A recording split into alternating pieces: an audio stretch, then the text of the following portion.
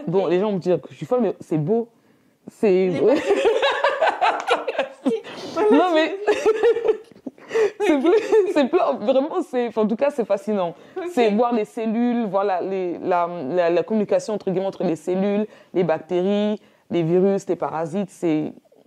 Tout ça dans notre corps. Tout ça dans notre... Et dire qu'il y en a plus que les cellules humaines, c'est... Mais ce que je comprends de ce qu'on est...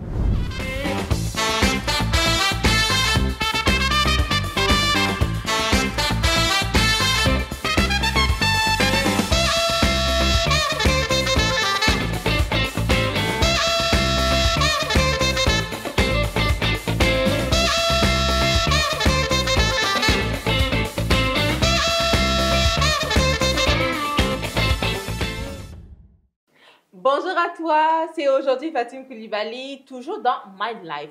Aujourd'hui, on va parler d'espoir. Je sais que ce mot-là t'évoque quelque chose. On va parler d'espoir, on va parler un peu du cancer, on va parler des innovations qui sont en marche vers plus de sécurité ou plus d'avancées pour avoir de nouvelles tendances pour guérir ou battre le cancer. Aujourd'hui, je vais recevoir mon invité, qui n'est d'autre que Alizé Filin, qui va nous parler de son parcours.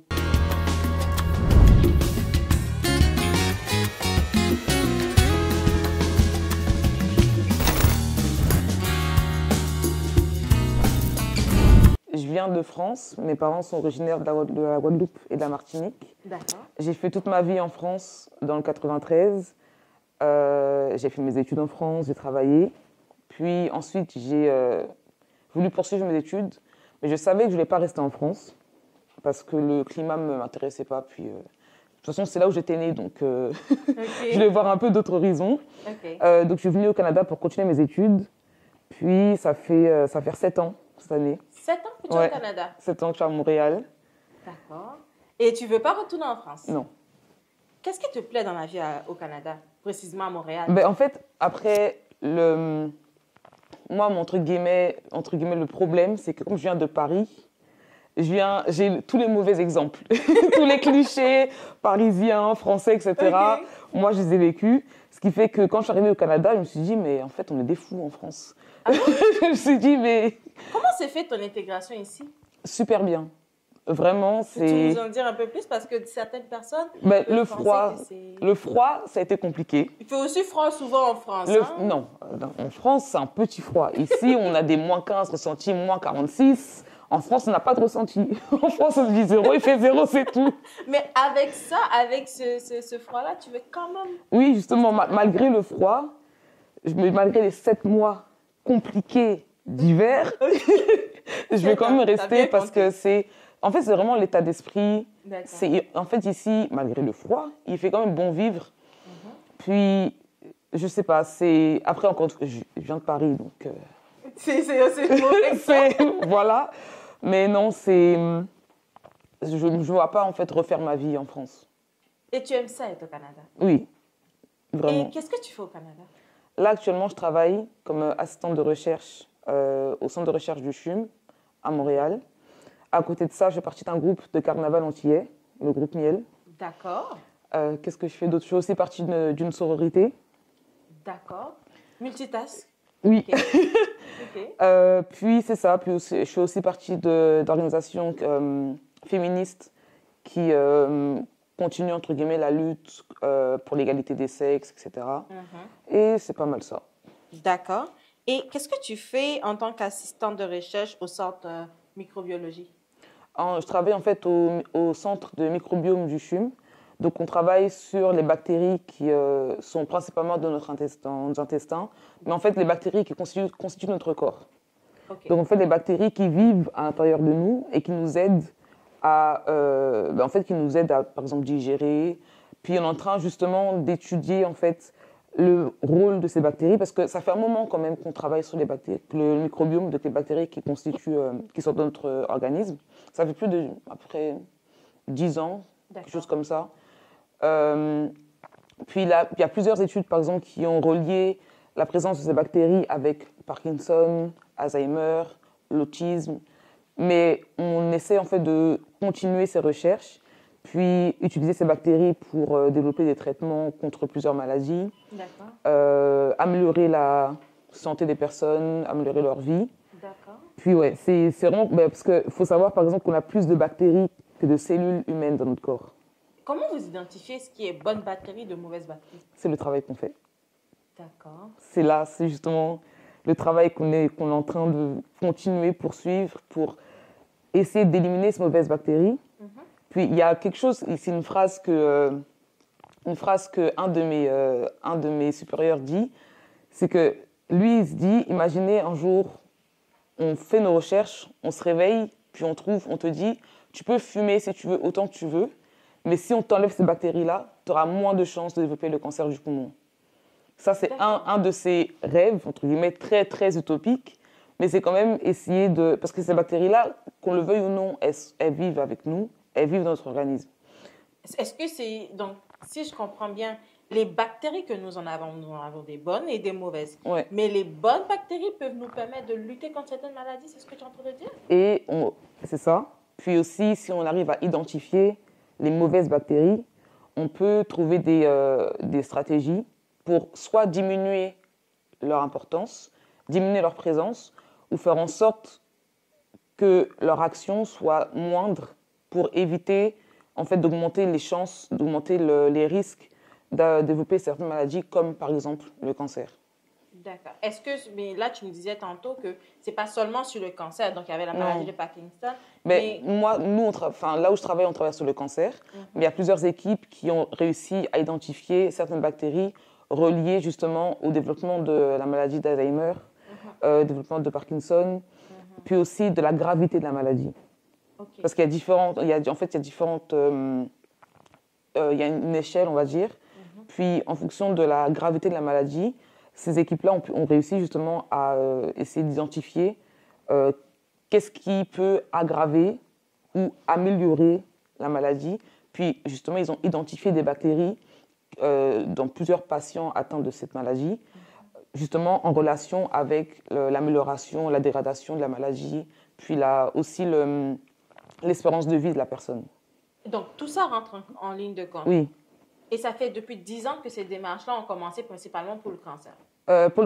Pour le cancer et aussi toutes les maladies. En fait, c'est vraiment l'étude des bactéries qui constituent notre organisme.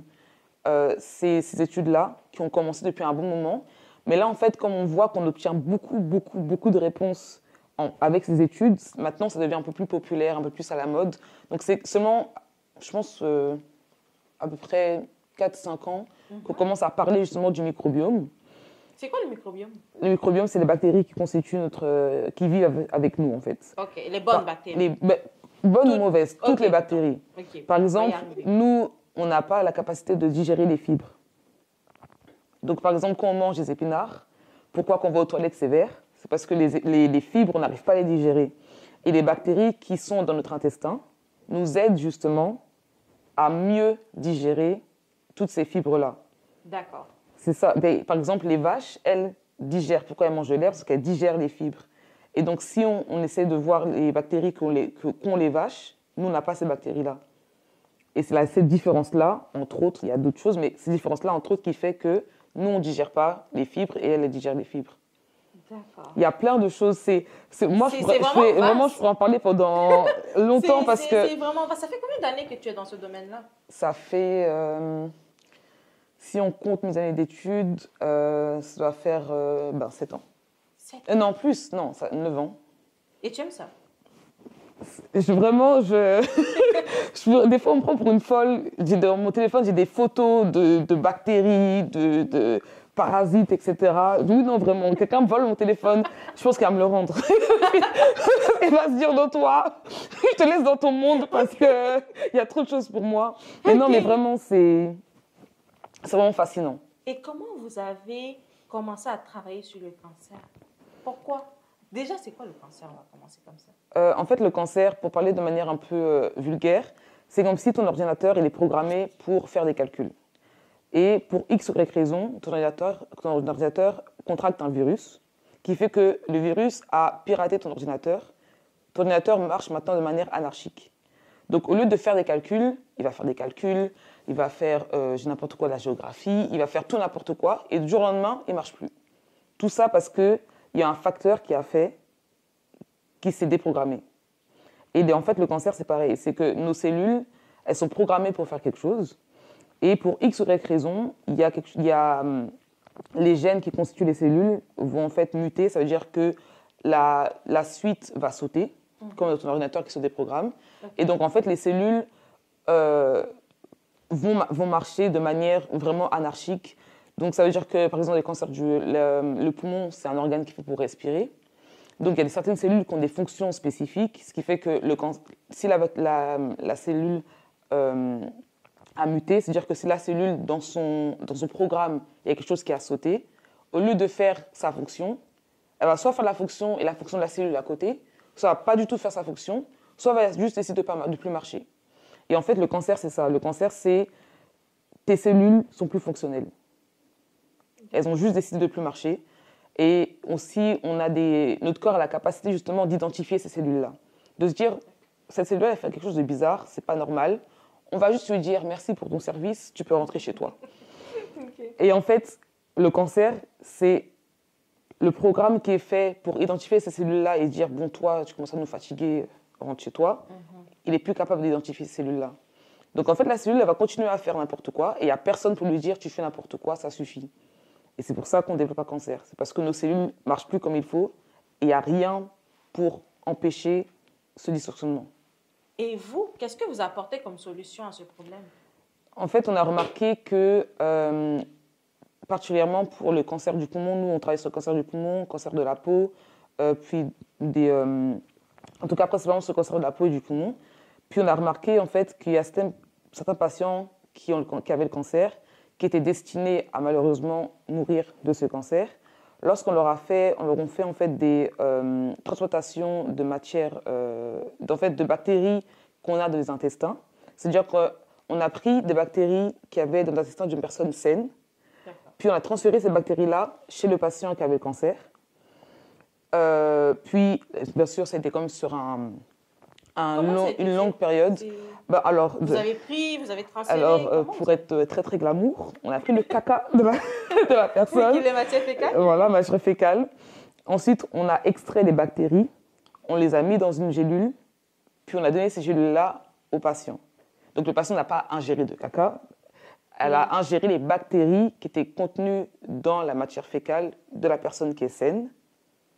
Et en fait, le patient, en continuant ses traitements, donc que ce soit chimiothérapie, immunothérapie, en tout cas toutes les thérapies qui devaient suivre de manière normale pour son traitement, en plus de son traitement, on lui a donné justement ces bactéries-là. Et il y a plusieurs patients qui, au lieu de décéder de ce cancer-là, sont aujourd'hui en rémission. Donc n'ont plus de cancer et vivent leur vie comme si ils n'avaient jamais... Avez-vous à peu près un pourcentage? Est-ce que ça a commencé, ça fait longtemps? Alors moi, ça fait pas longtemps que je travaille ça va faire 1 an cette année que je suis dans cette équipe-là. Okay. Donc j'ai pris en fait le train en marche. Okay. Je sais en tout cas qu'on a... J'ai pas envie de dire n'importe quoi, mais je sais Est-ce que c'est popularisé au moins? Est-ce que les gens savent que... Oui, parce qu'en fait, mes supérieurs en fait, sont à la tête du centre de microbiome. D'accord. Et quand les patients qu'ils voient, donc les patients justement qui sont en train de suivre, lorsqu'ils identifient un patient qui est justement potentiellement susceptible de répondre ou pas, parce qu'on ne peut pas prédire, de répondre à ce qu'on fait, aux recherches qu'on fait, ils proposent au patient. Là, on est en train d'arriver à court de solutions. On vous a proposé plusieurs thérapies, malheureusement, vous ne répondez pas. On est en train de faire des recherches qui peuvent ou pas vous aider dans votre émission, en tout cas vous aider dans votre situation. Est-ce que vous voulez participer? Généralement, les patients disent oui parce que clairement, c'est pas comme si c'est ça. Puis là, le patient répond ou pas. Puis on a je sais que récemment, on avait partagé des résultats et je crois qu'on avait entre 60 et 80% de réponses positives. Quand même. Oui. Non, vraiment, c'est... Est-ce que les gens n'ont pas de réticence à dire « Ok, je vais ingérer des des gélules qui sont faites à partir de matière fécale de quelqu'un X? Oui, mais c'est parce que, entre guillemets, ça passe ou ça casse. Dans le sens qu'on peut... La science, comme c'est une science... La science, comme c'est quelque chose d'exact, et en même temps très inexact et imprévisible, on peut dire à la personne, ça va marcher, ça va pas marcher, ça va marcher, mais il y aura ça comme effet secondaire, ça va pas marcher et tu auras des effets secondaires. Donc, puis aussi, c'est... Aujourd'hui, par exemple, quand on parle de matière fécale, tout le monde est dégoûté. Et c'est tout à fait normal. Vrai. C'est tout à fait normal. Je comprends. Moi, j'étais comme, OK, d'accord, mais est-ce que c'est sérieux? Mais comment vous sélectionnez les personnes? Est-ce que vous prenez monsieur et madame tout le monde ou vous avez des critères? Pour les donneurs? Oui. Alors, ces personnes-là ne doivent pas, par exemple, ne pas avoir de maladie connue comme maladie cardiaque, etc. Ne doivent pas fumer, ne doivent pas avoir voyagé au cours des 6 ou 12 derniers mois, je crois, ne pas avoir de relations sexuelles non protégées au cours des 6 derniers mois. Il y a beaucoup. OK, ça, c'est plus les célibataires, alors. Il y a vraiment beaucoup de critères, ce qui fait qu'on n'a pas beaucoup de donneurs. Puis après, l'étude sur laquelle je travaille, c'est pas seulement à Montréal, c'est dans tout le Canada. D'accord. Donc, on a des donneurs qui viennent de différentes provinces. Okay. Mais il y a quand même beaucoup de matières, beaucoup de critères de sélection parce que justement, c'est quelque chose qu'on va donner à quelqu'un qui est déjà dans une situation compliquée. D'accord. Quelqu'un qui est déjà malade. Donc, pour éviter d'aggraver les choses, on ne va pas justement... Et c'est ça. Donc, oui, les réticences, je peux les comprendre parce que tu te dis, je suis déjà justement, entre guillemets, au bord du mur. Je ne vais pas peut-être me mettre dans une situation qui va encore plus aggraver les choses ou, à contrario, j'ai rien à perdre. La preuve, des gens, grâce à ça, ont guéri de leur cancer. Pourquoi pas moi? Mais ça, c'est quand même une solution qui apporte une plus-value aujourd'hui. Pourquoi ce n'est pas publicisé encore ou c'est encore en processus de recherche? C'est la raison? C'est en processus de recherche. C'est que là, en fait, on travaille dessus. On n'est pas les seuls, en plus. Ah, d'accord. Oui, non, on n'est pas les seuls parce que, comme j'ai dit, le microbiome, on travaille dessus depuis longtemps. Et en fait, c'est que, justement, là, on est en train d'essayer d'avoir d'essayer de trouver une similarité parmi les donneurs et les patients. Parce qu'imaginons que moi, j'ai une bactérie A, j'ai une liste de bactéries, puis j'ai donné mes matières fécales à 5 patients, puis on a retrouvé, par exemple, sur 20 bactéries, on a retrouvé juste 2 bactéries chez tous les patients. Qu'est-ce qui prouve que c'est ces 2 bactéries-là qui ont fait en sorte que ces patients-là ont guéri? Donc là, justement, on est en train de faire des recherches sur ces patients-là, ces donneurs, essayer de trouver des similarités ou des disparités et d'expliquer et d'arriver à une hypothèse assez quand même assez exploitée pour dire, OK, voici ce qu'on pense, voici ce qu'on a trouvé. On pense que c'est peut-être la solution miracle. OK. Mais c'est une avancée. C'est ça. C'est quand même, on part de rien à quelque chose. Et ça serait intéressant que ce soit publicisé comme ça, les gens... Mais il y a beaucoup on a déjà... le laboratoire où je travaille a déjà sorti beaucoup d'articles sur ça. Puis c'est quand même... Quand je dis facile à comprendre, c'est que, sans rentrer dans les détails, parce qu'il y a beaucoup de résultats scientifiques, etc., mais en lisant l'introduction puis la conclusion, tu arrives quand même à voir les résultats, puis à te dire, OK, bon, telle bactérie est responsable de la réponse positive ou négative. Puis aussi, il y a des études qui ont montré que si tu as une alimentation, par exemple, riche en fibres, ça peut t'éviter d'avoir certaines maladies ou ça peut réduire justement les chances de développer certaines maladies. Puis en fonction des régimes aussi, le régime méditerranéen. OK. C'est quoi le régime méditerranéen? C'est quand tu as une alimentation riche en huile. Aussi, je crois que je ne suis pas sûre, je crois que c'est riche en viande. En fait, c'est quand tu manges beaucoup de certains aliments, ça joue justement sur... Imaginons que tu vas faire un voyage pendant 1 mois en Inde. Et si j'analyse les bactéries que tu as dans ton intestin avant que tu partes, et quand tu es revenu, tout a changé à au moins 50 voire 70%. Parce que tu as passé 1 mois en Inde. En Inde, ils ont un régime particulier. l'environnement n'est pas du tout le même, on vit pas du tout, c'est pas du tout le même continent. Donc, tout ça, ça joue en fait. Tout ça, imaginons que du jour au lendemain, tu décides de devenir végétarienne. Si j'analyse tes bactéries avant que tu prennes cette décision, un mois après, tu auras des changements aussi. Et l'analyse des bactéries, ça c'est toujours en rapport avec les matières fécales. Oui, parce que c'est l'analyse des bactéries dans l'intestin. Oui, parce que l'intestin, après, ça fait son cours. Oui, mais par exemple, les bactéries qu'on a dans les poumons, pour analyser ces bactéries-là, il faut faire un lavage bronchial. Donc, en fait, entre guillemets, laver les poumons, puis récupérer l'eau de lavage et analyser.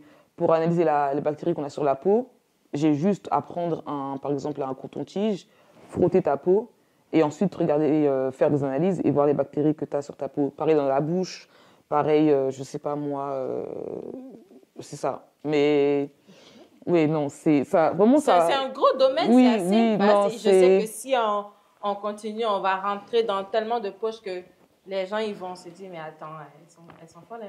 Oui, non mais c'est vraiment intéressant parce que en fait pourquoi moi ça m'anime autant, c'est que quand tu développes en fait ces connaissances-là, tu commences à comprendre comment ton corps fonctionne.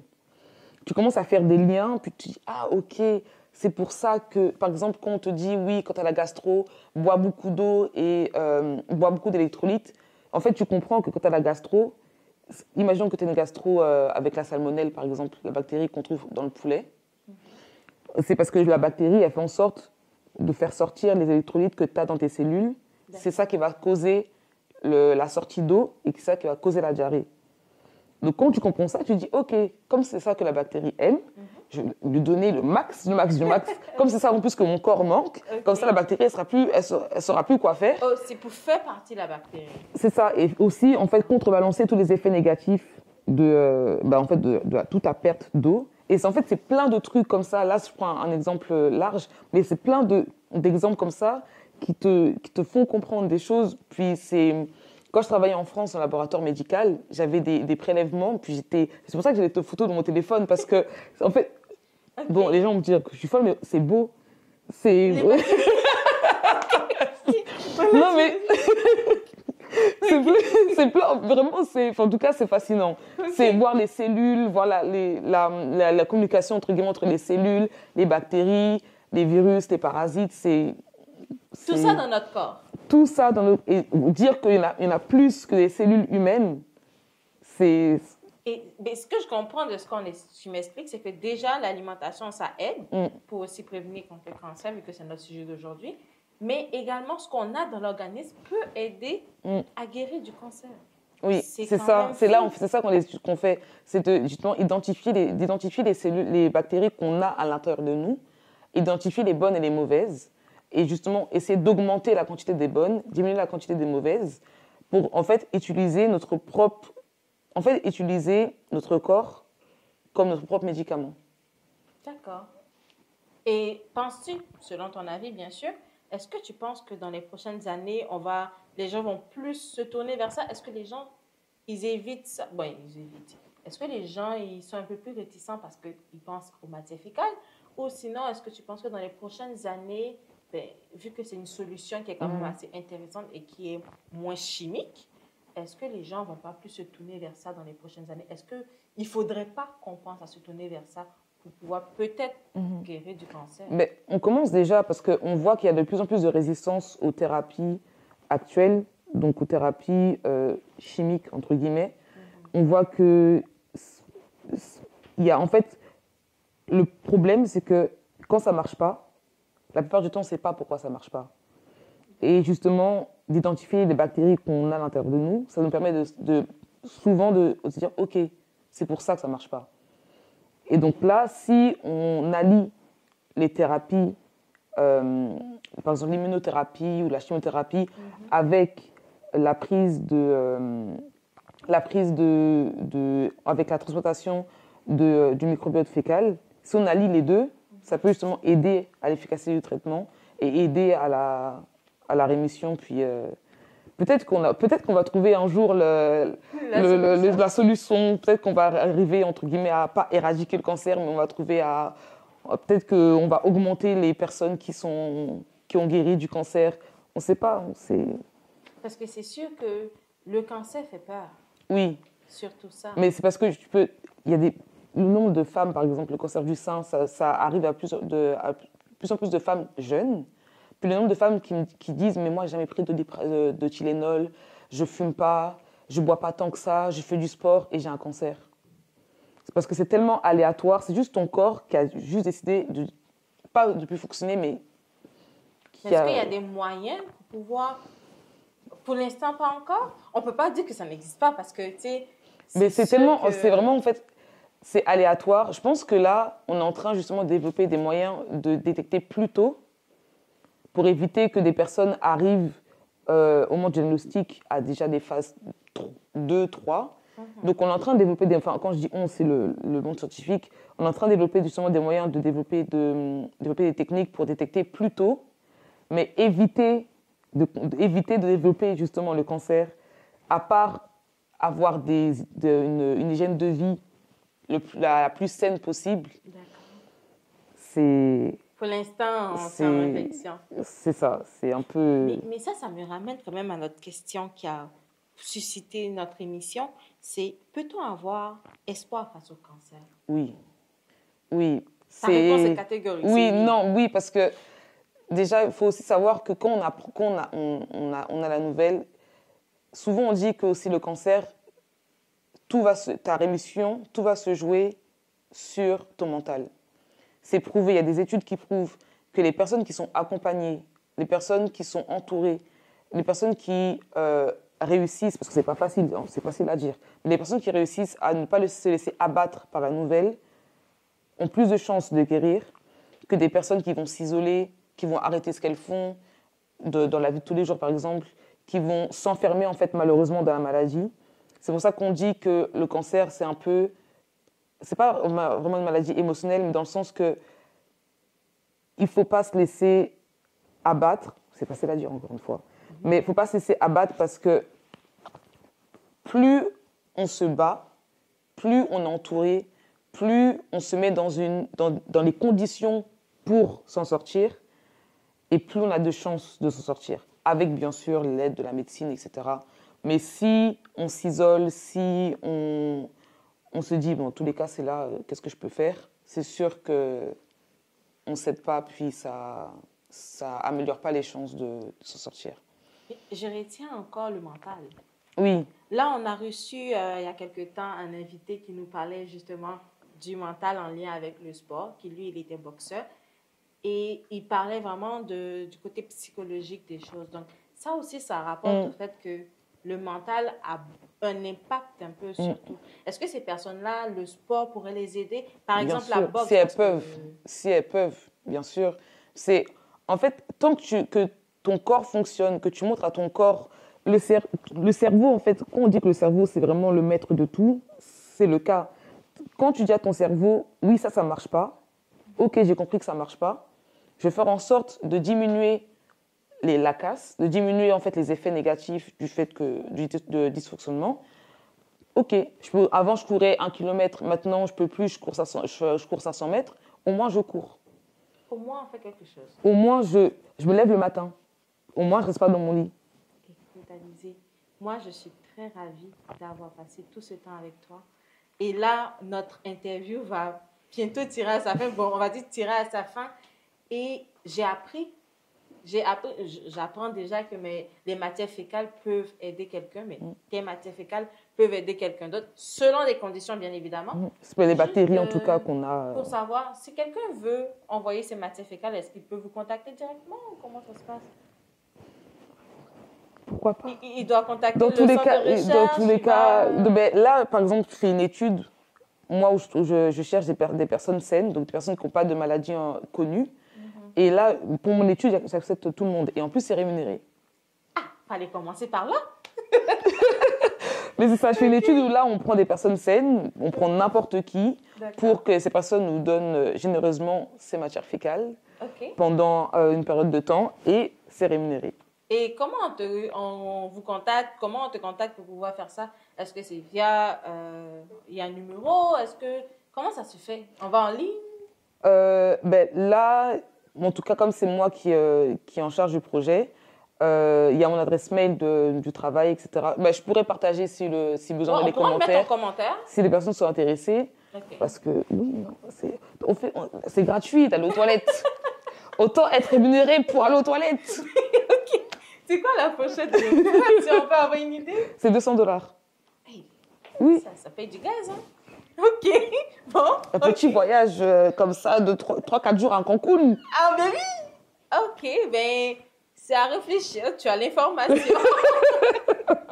Écoute, merci Alizée d'être venue sur Merci le à plateau toi. de Man Life. Est-ce que tu as un mot de fin à dire à quelqu'un? Ayez foi en la science. Je sais que c'était pas facile ces derniers temps à cause de tout ce qui s'est passé. Je vais pas revenir dessus parce qu'on est fatigué. Mais non, ayez foi. Ayons foi. Ben, ainsi prend fin Man Life aujourd'hui. C'était un plaisir de recevoir Alizée Finland sur le plateau. On apprend et on apprendra toujours sur Man Life. Merci à toi et à bientôt.